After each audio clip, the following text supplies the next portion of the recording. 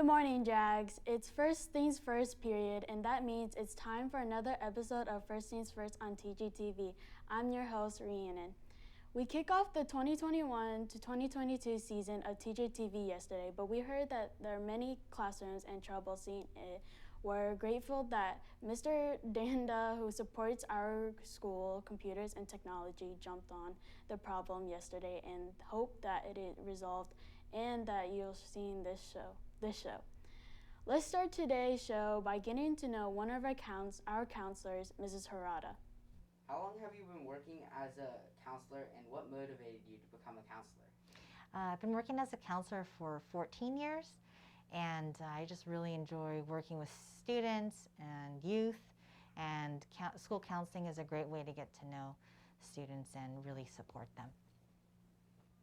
Do you do any other school-related work besides counseling?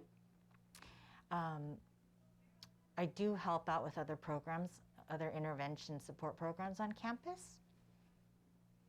What do you enjoy most about working here? I really enjoy working with others, particularly with teachers and staff here.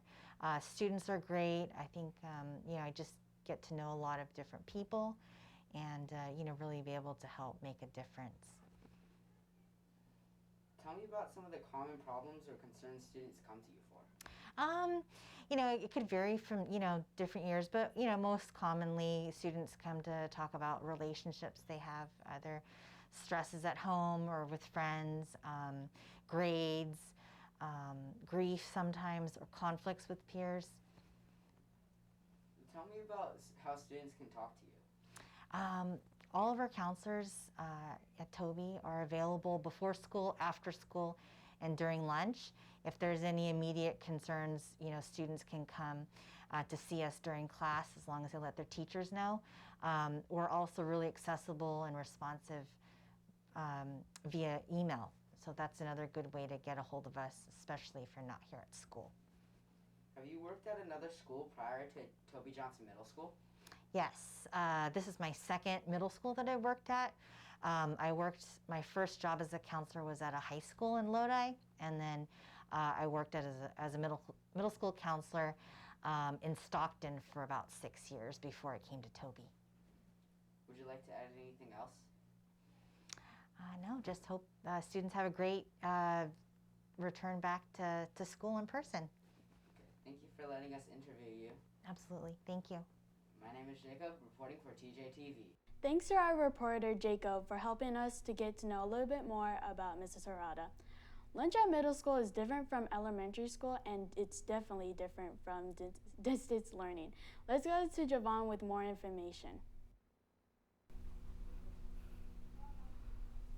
If you are a new student to Toby Johnson or need a reminder about what happens at lunch, you will be an expert about lunch rules after listening to this announcement.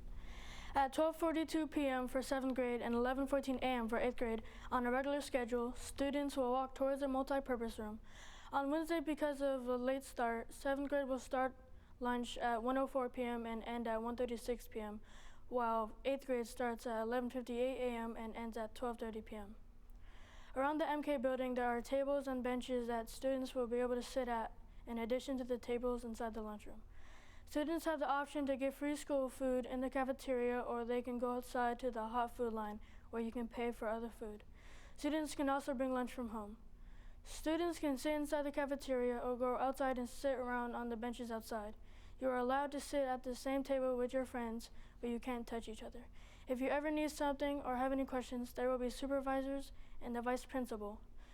Outside around the school, when the bell rings when lunch is done, students will go to their next class. Reporting from TJTV, I'm Javon. Thanks, Javon. Now let's go to Taylor in the backyard studio. Thanks, Rhiannon. I'm glad to say that today's high temperature will be considerably cooler than yesterday's. We're expecting the high today to be 90 degrees, which is 9 degrees cooler than yesterday. That's a relief to me.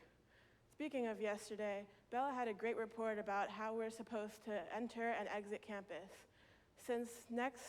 Since most classrooms were unable to watch it, let's take a look at Bella's report.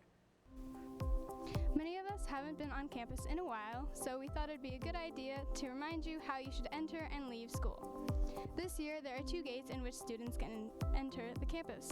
The first gate is called Roberts Pass. It's located between the MC Elective Building and the multi-purpose room. The other gate that will be open in the morning is located between the 2 office buildings near the bike racks. For dismissal, the options for leaving campus are Roberts Pass and the large library gates. If you arrive and depart via car, use the drop-off loop by the multi-purpose room. Although the smaller front parking lot by the office buildings was once used for drop-off, it cannot be used this year. Keep in mind that around 1,300 students will be trying to enter and leave campus at the same time, so please try to remain mindful and watch your distance as you navigate on and off of campus. Thanks, Bella. Now I'm going to send you back to Elise in the studio. Thanks, Taylor. Many students get to school on their bikes, scooters, or skateboards. We're going now to Yusuf's report about the bike racks. Hey Jags, it's Yusuf here outside the bike racks. The bike racks are available for students to keep their bikes or skateboards, and they open every day at 7:30 a.m. and close at 4. Locks are recommended so people don't steal your stuff, and the gate around the racks are locked after the tardy bell rings. If you ride a skateboard to school, there are special racks that you can lock them up in, just behind me over there. You could also bring a scooter to school and lock it up here. Electronic and gas-powered scooters and hoverboards are not allowed on campus at all. If you are locking up your gear in the bike racks, it is recommended to arrive at 8 a.m. to be on time to class. Reporting for TJTV, I'm Yusuf. Thanks, Yusuf. We all really need to lock up our bikes, scooters, and skateboards in the bike rack to keep them safe. Another important thing that's coming soon is Picture Day. Let's go to Malia's report to learn more. Hi, I'm Malia reporting for TJTV about School Picture Day. 7th grade will be taking their pictures on August 26th, and 8th grade will be taking their pictures on August 27th. The pictures will be taken in the cafeteria during your English or Bridge class. If you are interested in buying pictures, your parents will be notified about the prices before Picture Day. Your pictures will be used in the yearbook and for your student ID. I'm Malia reporting for TJTV. Thanks, Malia. Now let's head to the backyard one more time with Rhiannon. Hey Jaguars, tomorrow is our first late start Wednesday, so it's probably a good idea to go over what that means Wednesday starts at 9:15 so that our teachers have time for meetings. Another thing to know about Wednesday is that after first period, you go to advocacy class and then to your 2nd, 3rd, 4th, and 5th periods. School still ends at 2:42. In order for this to work, the classes are all shorter. Oh, and if you have 0 period class like TJTV or jazz band, you won't meet on Wednesdays. If you have questions, make sure to ask one of our many friendly teachers or staff on campus. And that wraps it up for today's show and even reviews some of what you may have missed yesterday.